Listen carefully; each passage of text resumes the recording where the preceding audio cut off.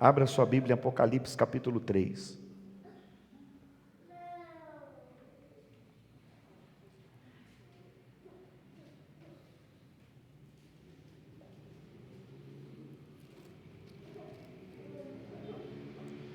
Versículo 1.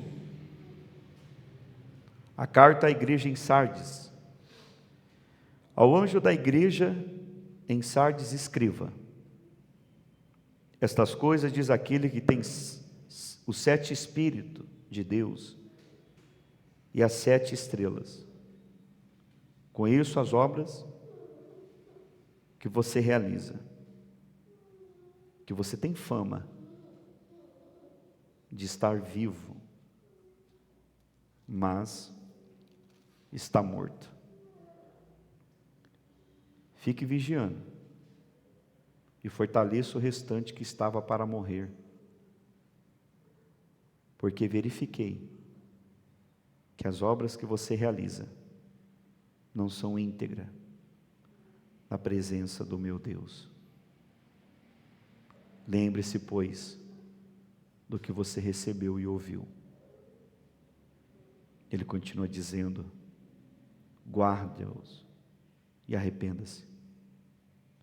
Se você não vigiar, virei como ladrão, e você de modo nenhum saberá em que hora virei contra você. Mas você tem aí em Sardes umas poucas pessoas que não contaminaram as suas vestes. Elas andarão comigo, vestidas de branco, pois são dignas. O vencedor será assim, vestido de branco, de modo nenhum apagarei o seu nome do livro da vida.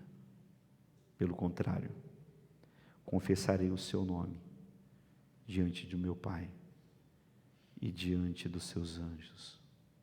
Quem tem ouvido, ouça o que o Espírito diz às igrejas. Mantenha a Bíblia aberta. Olha aqui para mim, por favor. A história da igreja em Sardes tem muito a ver com a cidade de Sardes. A glória de Sardes estava no seu passado. Sardes foi a capital da Lídia, no 7º século antes de Cristo. Viveu seu tempo na área dos dias do rei Cresso. Era uma das cidades mais magníficas do mundo, Sardes. Nesse tempo, estava situada no alto da colina e cheio de muralhas e muralhas fortificadas. Essa cidade, ela se sentia inabalável e inexpugnável. Preste atenção nisso.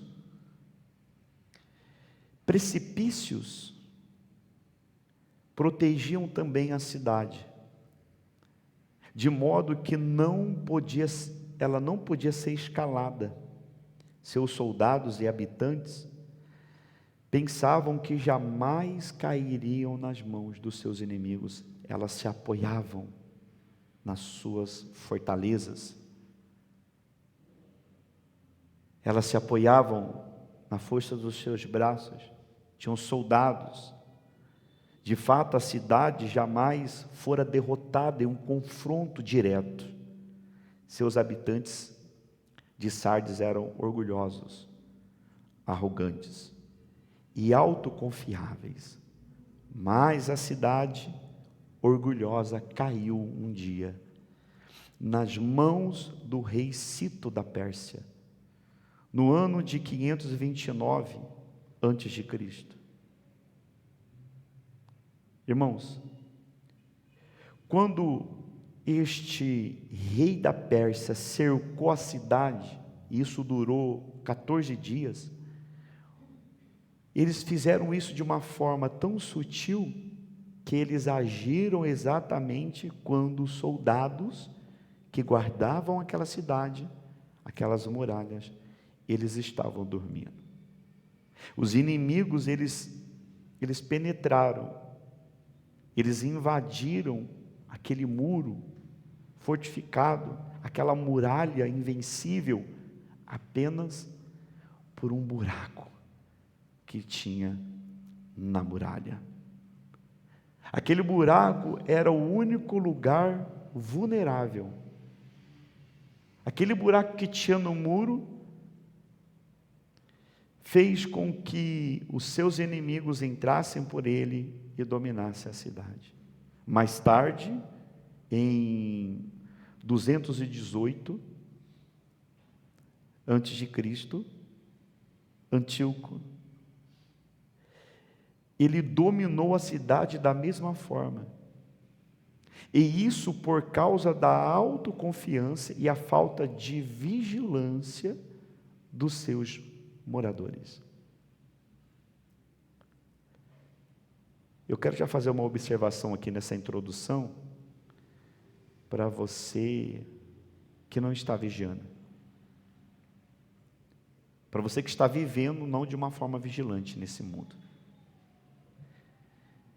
E que você se acha protegido porque você se acha autossuficiente. Você se apoia nos seus conhecimentos. Você se apoia na força dos seus braços, na sua religiosidade. Eu peço que você vigie a sua vida e tampe todas as brechas, todos os buracos, porque é por esse buraco, é por essa sua fragilidade que o seu inimigo vai atacar você, para dominar a sua vida, para destruir a sua vida. E esse buraco chama-se inclinação de pecado. Qual é a sua inclinação? O nervosismo? A ansiedade? A mentira? O ódio? Os maus olhos? A maledicência? A preguiça? O comodismo? Vigie essa sua inclinação. Os membros dessa igreja, eles entenderam claramente quando Jesus estava dizendo e afirmou: sede vigilante, porque a cidade foi 2 vezes destruída, porque elas não vigiaram. Elas não vigiaram. Quando Jesus disse no versículo 3, sede vigilante, senão virei como um ladrão de noite. E eles lembraram. A cidade foi destruída no período de Alexandre Magno e dedicada à deusa Cibele, identificada como a deusa grega, da Artemis. Essa divindade padroeira era acreditada a ela com todo o poder especial de restaurar a vida e principalmente dar vida dos mortos.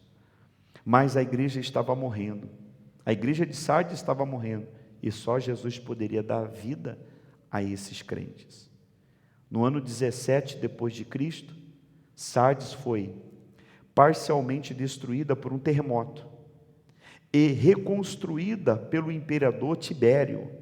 A cidade tornou-se famosa pelo alto grau de imoralidade que a invadiu e a decadência que a dominou. Então, quando João escreve essa carta à igreja de Sardes, replicando o recado de Deus, dando o recado do próprio Senhor Jesus à cidade de Sardes, quando João escreveu essa carta, Sardes, ela era uma cidade muito rica, mas totalmente degenerada. Sua glória estava apenas no passado, e os seus habitantes entregavam-se aos encantos de uma vida de luxúria e prazer. A igreja tornou-se como a cidade. Em vez de influenciar a igreja já estava sendo influenciada pela luxúria daquela cidade,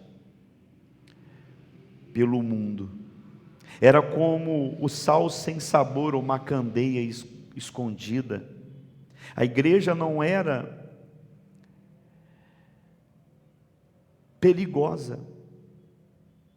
A igreja não era nem desejável para outras cidades. Ninguém mais lutava contra aquela igreja. Nesse contexto é que vemos Jesus enviando uma carta à igreja de Sardes, que era uma igreja poderosa, dona de um grande nome, mas uma igreja que só tinha nome e fama, mas não tinha vida. Tinha performance, mas não integridade. Tinha obras, mas não dignidade.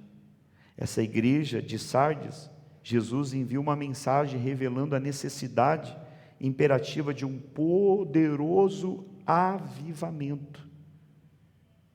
Essa igreja precisava de avivamento. Uma atmosfera espiritual sintética substituiu o Espírito Santo naquela igreja. Ela substituía a genuína experiência espiritual por algo simulado. A igreja estava caindo num torpor espiritual e precisava de um avivamento. E o primeiro passo para o avivamento era ter a consciência de que há crentes mortos e outros dormindo que precisavam ser despertados naquela igreja. Lendo aqui o meu repertório, para não deixar passar nada, nós anotamos que não é diferente o estado da igreja hoje. Ao sermos confrontados por aquele que anda no meio da igreja, do candeeiro, precisamos também tomar conhecimento da nossa necessidade de avivamento hoje. Devemos olhar para esta carta que acabamos de ler, não como uma relíquia do passado, mas como um espelho em que nos vemos a nós mesmos. Gostaria de citar o exemplo de um pastor americano que, ao ver que a igreja que ele pastoreava estava indiferente espiritualmente falando, não estava vivendo mais no temor do Senhor, não estava tendo mais aquele prazer nas coisas do Senhor, estava vivendo de uma forma automática, de uma forma religiosa. Ele então, observando que essa igreja estava negligenciando a palavra de Deus e desobedecendo os preceitos de Deus, ele chocou toda a congregação. Olhe para mim, por favor. Ele chocou toda a congregação dizendo, no próximo domingo, que ele faria a cerimônia do sepultamento da igreja. A igreja ficou chocada. Ele anunciou, falou assim, domingo que vem, o próximo domingo, eu vou fazer o sepultamento dessa igreja. Não falte ninguém, avisa todos os irmãos que eu vou sepultar essa igreja. E os irmãos ansiosos compareceram no culto, e ele convocou os crentes para vir para a cerimônia fúnebre. No domingo seguinte, até os faltosos estavam presentes. O pastor começou o culto, e bem de frente ao púlpito, ele colocou um caixão. O clima, de fato, era sombrio. O clima, de fato, era de preocupação, tenebroso. Havia uma tristeza no ambiente. Imagina-se o caixão na frente do púlpito aqui. Então esse pastor, cuidadosamente, de uma forma curiosa, misturado com temor, que se espalhou a todos, depois do sermão, o pastor orientou os crentes que fizesse uma fila, e ele abriu o caixão, e ele falou para as pessoas da igreja para vim reconhecer o defunto, o morto que estava ali. Então as pessoas formaram a fila, começaram a se aproximar do caixão para reconhecer o defunto, que deveria ser enterrado. Cada pessoa que passava e olhava para dentro do caixão, ficava comovida, em prantos a olhar para o defunto que deveria ser enterrado. Algumas pessoas saíram daquele caixão quebrantada, em lágrimas. A congregação inteira prorrompeu longamente um copioso choro e amargura de alma, porque ao olhar no fundo do caixão e presenciar o defunto que deveria ser morto, no fundo desse caixão tinha um espelho. Cada crente daquela congregação contemplava o seu próprio rosto. Todos entenderam a mensagem. Eles estavam dormindo o sono da morte e precisavam ser despertados para a vinda do Senhor Jesus e para se ter uma vida com o Senhor Jesus. Irmãos, nos dias de hoje nós temos observado que a igreja, ela precisa de um avivamento espiritual. Para que haja um avivamento espiritual, tem que haver primeiramente arrependimento. Não é à toa que Jesus disse para essa igreja: arrependa-se. Sem arrependimento não há avivamento espiritual. Todos entenderam a mensagem aqui, irmãos? Todos. O reavivamento é necessário quando há crentes que só têm um nome no rol da igreja. Pessoas que fazem parte do quadro de membresia da igreja, mas ainda estão mortos espiritualmente, ou seja, ainda não são convertidas. A igreja de Sardes vivia de aparência. As palavras de Jesus à igreja foram bombásticas. Mais do que o terremoto que destruiu a cidade no ano 17 depois de Cristo. A igreja tinha adquirido um nome, um bom nome, uma fama, e era notável. A igreja gozava de grande reputação na cidade. Nenhuma falsa doutrina estava prosperando na comunidade. Eles não permitiam e não havia falsa doutrina ali, ensinamento. Não houve babilonitas e nem dos nicolaítas, nem mesmo de falsos ensinos de Jezabel introduzido nessa igreja. Então, como que essa igreja estava dessa forma?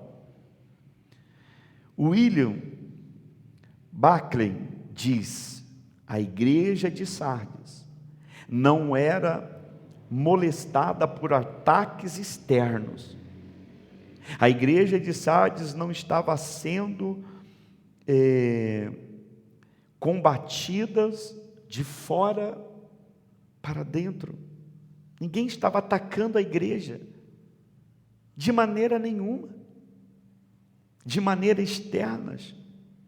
Pois quando uma igreja perde a vitalidade espiritual, não se vale a pena atacá-la. Os inimigos do lado de fora viram que essa igreja já não era mais espiritual, era uma igreja carnal. Vale a pena atacar, porque ela já está do nosso lado. Não precisa a gente investir nela e fazer nada contra ela. Aos olhos dos observadores, parecia ser uma igreja viva e dinâmica. Tudo na igreja sugeria uma vida e vigor, mas a igreja estava morta. Ela só tinha aparência. Quem olhava para a igreja era uma igreja poderosa, quem olhava para a igreja era uma igreja espiritual, mas apenas de rótulo e de aparência. A maioria de seus membros ainda não eram convertidos. O diabo não precisou perseguir a igreja de fora para dentro. Ela já estava sendo derrotada pelos seus próprios pecados. A igreja de Sardes parecia um cemitério espiritual, de algum jardim cheio de vida, aparentemente. Não nos enganemos acerca de Sardes, irmãos. Ela não é o que o mundo chamaria de igreja morta. Talvez essa fosse considerada viva pelas igrejas irmãs, porque tinha várias outras igrejas. Nem ela própria tinha consciência de seu estado espiritual. Todos a repudiavam como igreja viva, florescente. Todos, quando olhavam para essa pessoa, para essa igreja, via ela como uma igreja decente, uma igreja modelo, uma igreja viva, com exceção de um, Jesus Cristo. Ele olhou para a igreja e disse: essa igreja está morta, porque essa igreja estava se escondendo por detrás da sua aparência, por detrás das suas obras, mas interiormente falando, ela estava morta. Irmãos, diante dos olhos dos homens, nós podemos fingir muito bem que somos convertidos, que estamos bem, mas existe um que nos conhece mais do que nós mesmos, e esse tem propriedade para dizer para mim, para você, se você está morto espiritualmente ou não, e ele fala. Se você está precisando de um avivamento espiritual ou não. Ele olha para essa igreja de Sardes, quem olha para ela, igreja modelo. Ele não fala de erro doutrinário, ele não fala de hereges no meio da igreja, de heresias no meio da igreja. Ele não fala que a igreja estava praticando as práticas judaicas. Não, muito pelo contrário. Mas quando ele olha para a igreja, vê uma igreja indiferente com a sua vida espiritual, indiferente com o seu próximo, preocupada mais com o seu exterior, mais com o seu bom nome, do que com o seu interior, que já estava quase para ser sepultado. Eu gostaria de chamar a sua atenção. A maioria dos crentes apenas tinha nome no rol dessa igreja, mas não tinha um nome no livro da vida. Seu nome está no livro da vida? Você tem certeza disso? Você tem certeza que no dia da tua prestação de conta, o Senhor vai abrir o livro e vai falar: Ivonei? Você tem certeza disso? Que o Senhor, o dono da igreja, vai abrir o livro e vai dizer o teu nome? Você tem certeza? Geralda, você tem certeza que ele vai abrir o livro e vai dizer o teu nome? O que te garante que ele vai dizer o teu nome? Que certeza que você tem? Qual é a convicção que você tem que ele vai dizer o teu nome? Como que você sabe que o teu nome está lá no livro da vida?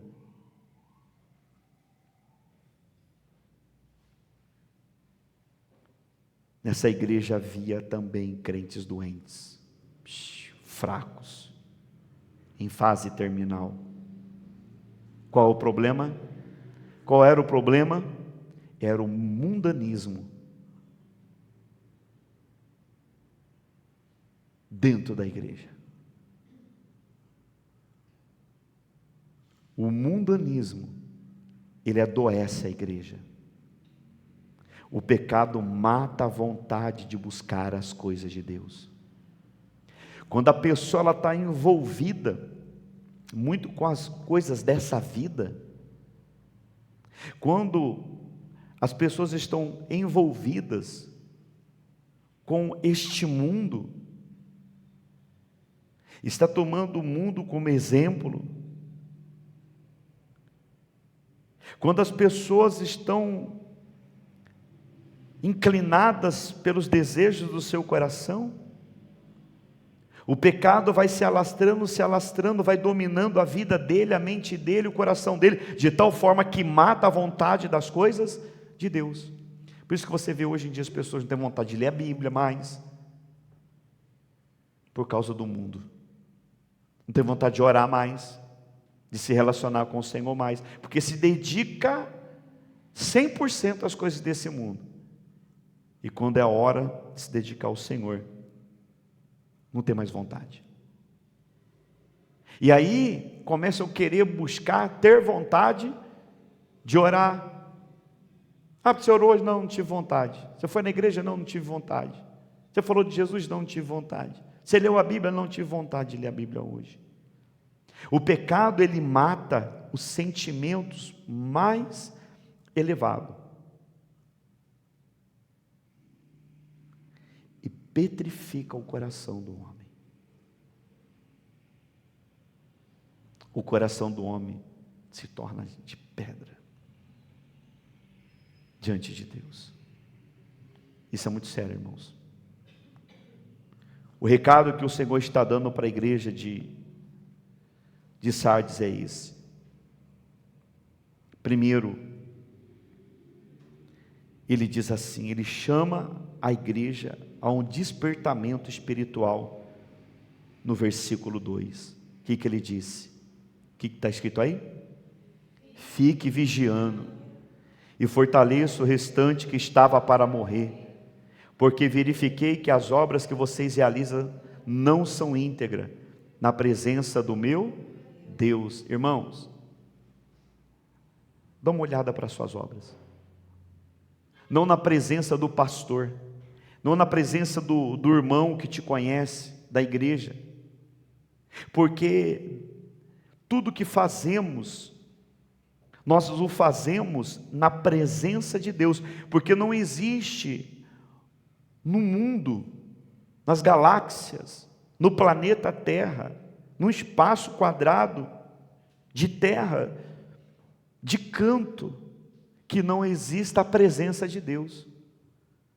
E ele tem visto as minhas, ele tem visto as suas obras, como ele estava vendo as obras dessa igreja, e disse, eu verifiquei, porque o Senhor verifica as nossas obras, ele está verificando as suas obras, e obras aqui é atitudes, e obras aqui é o que você fala, é o que você faz, é o que você age, isso é obras, e o Senhor tem verificado as nossas obras todos os dias ele está verificando as suas obras, ele está sondando a sua mente, o seu coração, e muitos aqui, ele disse assim, eu verifiquei e vi que essas suas obras não são íntegras, na presença de Deus, você não está sendo íntegro, você não está sendo reto, você está dando mau testemunho, as pessoas estão vendo que você está dando mau testemunho, diante dos olhos de Deus, e ele chama a vigilância.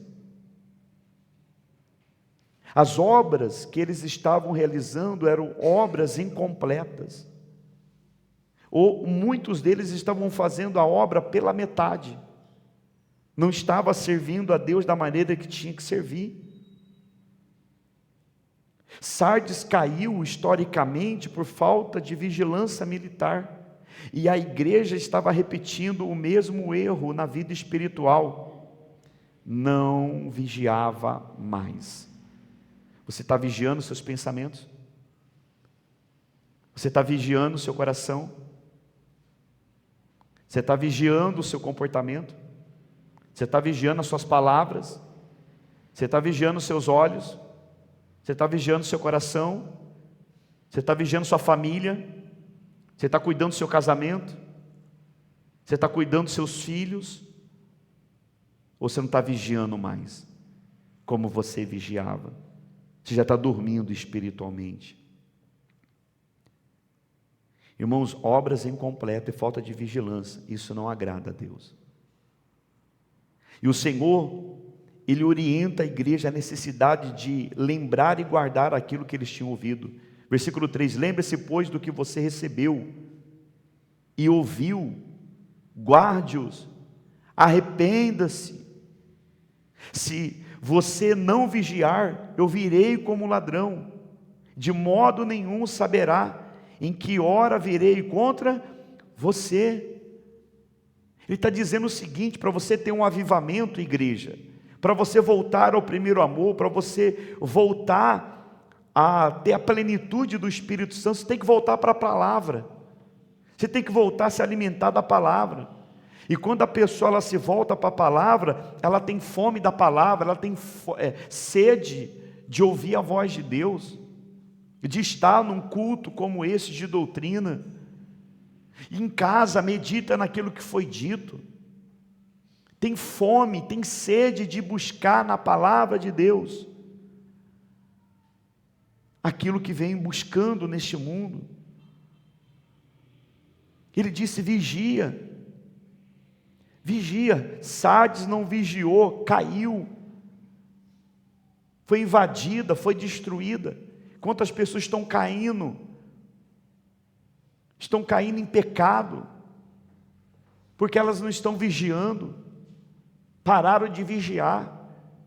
Agora já não é mais pecado ficar vendo um vídeo pornográfico, só estou olhando, não estou desejando, não está vigiando naquilo que está falando, que está mentindo, é só uma mentirinha, não está vigiando mais, é só uma olhadinha. Sardes não vigiou e caiu.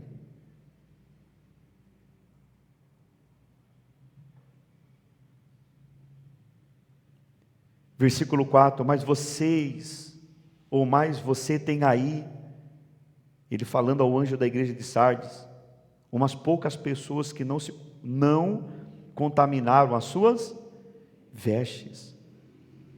As vestes delas não estavam contaminadas. Aqui ele está falando sobre o pecado, que algumas pessoas ainda não tinham sido contaminado pelo pecado. O seu coração não estava voltado para o mundo,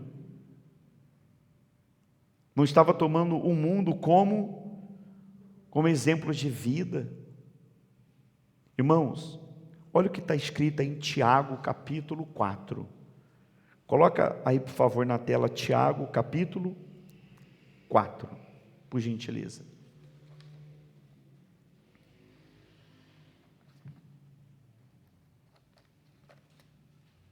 Deixa marcado aí e abre em Tiago, capítulo 4. Já estou encerrando. Quarta-feira é 1 hora de culto. Versículo 4. Vamos ler junto com o pastor? O que está escrito ali? Gente infiel, vocês não sabem que a amizade do mundo é inimizade contra Deus?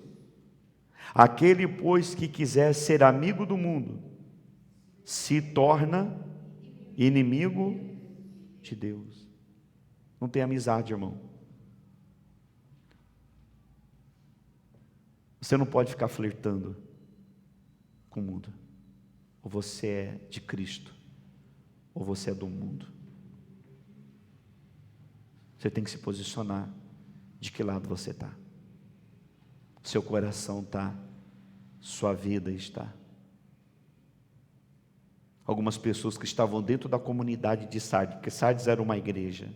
Aqui está falando de Sardes, a igreja de Sardes, da cidade de Sardes, a igreja de Cristo que estava na cidade de Sardes, chamada de Sardes. Elas estavam dentro da igreja, envolvida com o mundo, querendo trazer os costumes do mundo para dentro da igreja, para dentro da sua vida. Será que você não está buscando lá fora aquilo que só Cristo pode te dar? Será que você não vem buscando nas músicas deste mundo somente aquilo que Cristo pode te dar? O Senhor conhece as tuas obras e as minhas obras, irmãos. Ele conhece. a gente observa que Cristo está dizendo aqui que os crentes não estão sendo mortos pela espada do mundo, mas pela amizade com Ele. Hoje em dia as pessoas não estão sendo mortas por causa de ataques de pessoas do mundo, mas sim por ser amigas do mundo. Estão morrendo espiritualmente.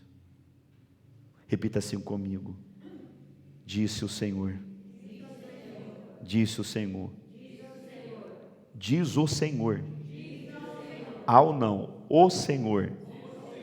O Senhor. Existe aí poucas pessoas que não contaminaram as suas vestes. Será que eu e você fazemos parte dessas poucas pessoas? O nosso coração está manchado, os nossos olhos estão manchados. Aprenda uma coisa: a igreja é chamada para viver em santidade. A santidade de agora, irmãos, é a garantia da glória futura. A santidade de agora é a garantia da glória futura. Preste atenção nisso. Crentes fiéis confessam e são confessados diante de Deus. Olha o que o Senhor Jesus disse: elas andarão comigo vestidas de branco, pois são dignas. Versículo 5: ao vencedor assim será vestido de branco, e de modo nenhum apagarei o seu nome do livro da vida.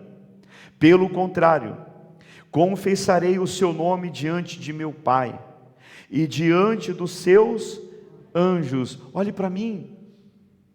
Será que você consegue ter essa percepção? Você consegue ter esses olhos espirituais?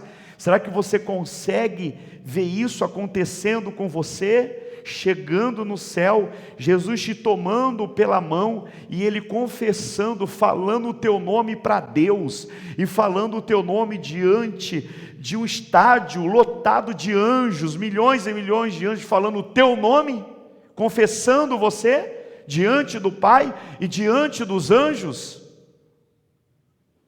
Porque aqueles que tiverem o seu nome escrito no livro da vida, que não negaram Jesus nesse mundo, mas confessaram Jesus através de uma vida transformada pela pregação do Evangelho, mudaram o seu coração, seu comportamento, suas ações, assumiram Cristo, não negaram mediante as suas má conduta, melhor dizendo. Será que o Senhor Ele irá confessar o teu nome, o nosso nome, diante de Deus e diante dos anjos, como filhos amados, ou como eu não te conheço? É isso que está escrito aí em Mateus, capítulo 10. Abra aí, por favor, Mateus capítulo 10. Ou melhor, coloca na tela, por gentileza, que é mais rápido. Versículo 32. Vamos ler comigo. O que está escrito aí? Subtítulo está escrito: confessar e negar a Cristo. Lê ali na tela com o pastor.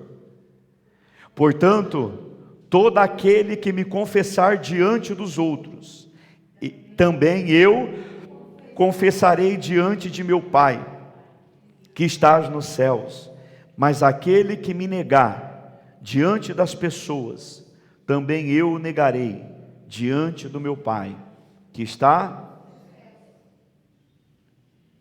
O Senhor vai pronunciar o teu nome para Deus e dizer: Pai, Ney, anjos, esse é o Ney, Ivonei. Esse é o Isaías, Pai. Anjos, eis aqui o Isaías. Eis aqui o José, Pai. Eis aqui, anjos, o José. Eis aqui. Será que ele vai confessar o teu nome lá? Você tem confessado o nome de Jesus? As pessoas estão vendo que você não nega Jesus? Ou a todo tempo está negando Jesus? E ainda diz, é o meu jeito. Você tem que nascer de novo. Todas as pessoas que dizem assim, isso é o meu jeito mesmo, é o jeito da madeira, não nasceu de novo. Não é do meu jeito, não é do seu jeito, é do jeito de Cristo. Quais são as evidências que você nasceu de novo, irmãos? Estou preocupado. Porque um dia eu posso estar diante do seu caixão e pensando que Deus vai confessar o seu nome, que Jesus vai confessar o seu nome diante do Pai e dos anjos. Ele pode dizer assim, apartai-vos de mim que eu não te conheço, porque você não nasceu de novo. Você teve a oportunidade, ouviu as pregações, as mensagens, mas o teu interesse não era o céu. Eu te conheço. Eu te conheço. Eu te conheço. Muitos irmãos, muitos nomes podem até estar no registro de membro da igreja. Isso é perigoso. E preste atenção no que eu vou te falar. Muitos nomes podem estar no registro de membros de uma igreja, sem estar no registro de Deus, no livro da vida.